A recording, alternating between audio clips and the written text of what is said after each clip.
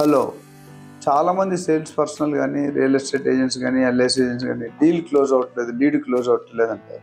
అసలు లీడ్ ఎందుకు క్లోజ్ అవ్వట్లేదు? ఒక్కోసారి ఏమవుతుందంటే హాట్ లీడ్, వామ్ లీడ్, కోల్డ్ లీడ్ అని ఎలా డిసైడ్ చేయాలో మా ట్రైనింగ్లో చెప్తాము. ఇక్కడ ముఖ్యంగా లీడ్ క్లోజ్ అవ్వట్లంటే అది వర్త్ లీడా, అసలు కస్టమర్కి బడ్జెట్ ఉందా, రిక్వైర్మెంట్ క్లారిటీ ఉందా అని మనం కనుక్కోవాలి. అలా కనుక్కోకుండా వర్క్ చేయడం మన టైం నాన్ ప్రొడక్టివ్ వేస్ట్ అవుతుంది.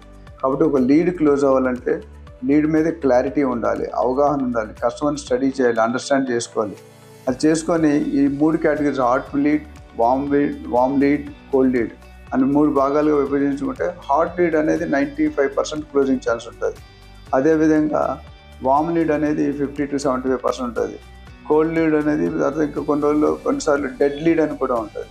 డెడ్ లీడ్ అయితే కంపల్సరీ 0. కోల్డ్ లీడ్ అంటే టైం ఎక్కువ స్పెండ్ చేయాలి. ఓన్లీ హాట్ లీడ్, వామ్ లీడ్స్లో టైం స్పెండ్ చేయాలి. ఈ లీడ్స్ కూడా ఎలాగ ఐడెంటిఫై చేయాలని మా మెథడాలజీ ఉంటాయి. దాని ప్రాసెస్ మీకు ట్రైనింగ్ ప్రోగ్రాంలో చెప్తాం. Thank you.